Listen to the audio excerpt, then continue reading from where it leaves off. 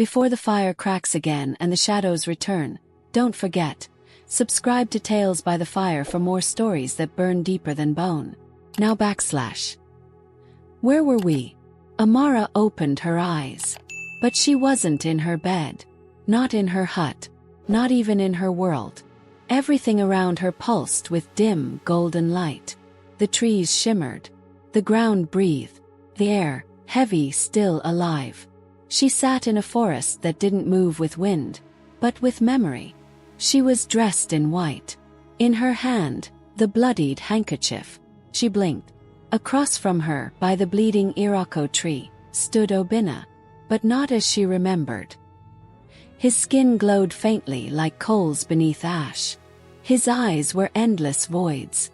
"You came back," he said, voice flat. Amara tried to stand. The ground wouldn't let her.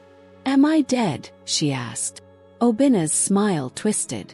"You buried me alive, Amara. Now you are neither dead nor living." She reached out to him, trembling. He stepped back. "You don't get to touch peace yet." A distant drumbeat echoed. Not from the trees. From beneath the earth. The spirits were stirring.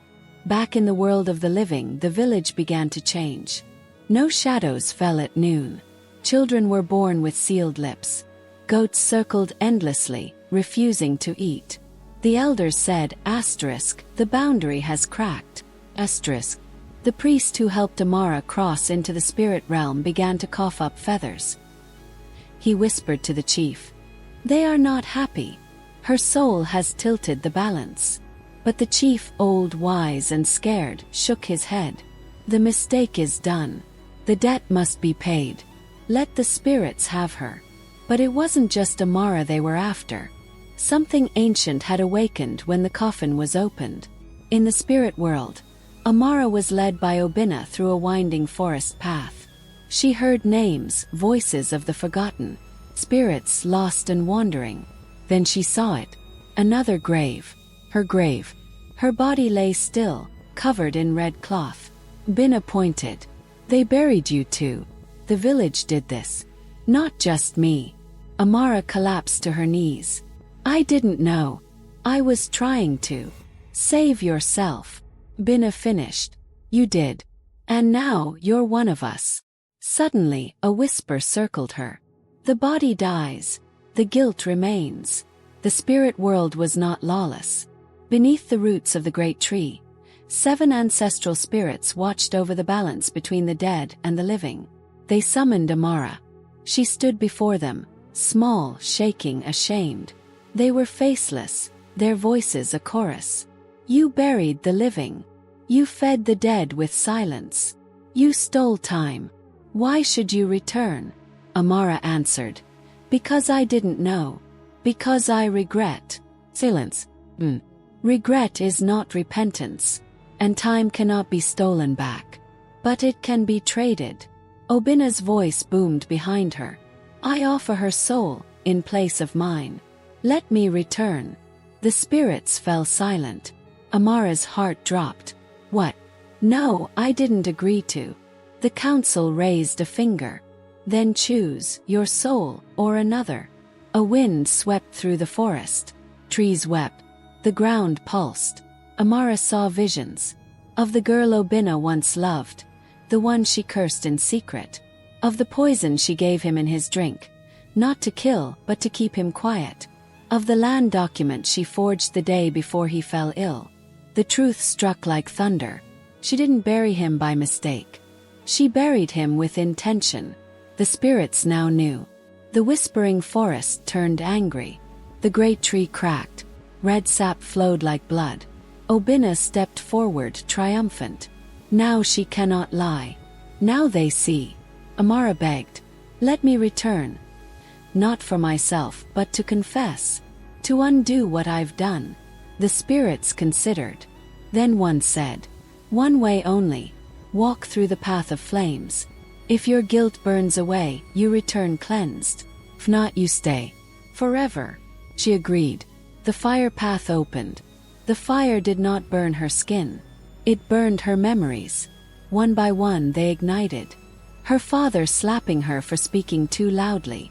Her mother whispering, asterisk, "You must survive no matter the cost." Asterisk. Obina's laugh, soft and vulnerable, when she first kissed him. The moment she saw his land documents. The moment she chose greed over love. Each flame took a piece of her past. The lies, the secrets, the masks. She screamed as her heart caught fire. But she walked forward. Until there was nothing left but truth. Nash. The villagers woke to screams from Amara's hut. They found her, alive, filthy, trembling, eyes wide. She pointed to the forest. "He's coming." The priest tried to pray. But his voice choked. Because Obina stood at the edge of the village. Whole. Smiling. Breathing. But no shadow beneath his feet. The dead had returned. Obina did not speak for 3 days. He simply watched Amara. Smiled when she passed. Winked at children. Helped with the well.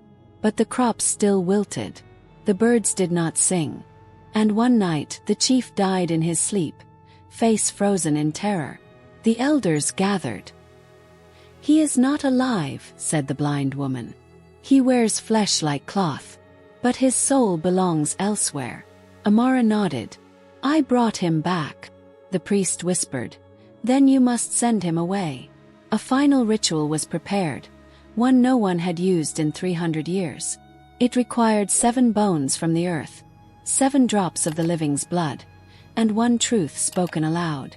Amara stood in the center of the circle. She bled. She spoke. "I buried him alive. I poisoned him. I lied to his spirit and myself." The flames rose. The spirit of Obina emerged from his body, angry, hurt, and crying. "Why?" he asked. "Because I feared being nothing without you," she answered. The spirits returned. They gave Obina one choice. Take her soul and return fully, or forgive and move on. He looked at Amara. She looked down. He stepped back.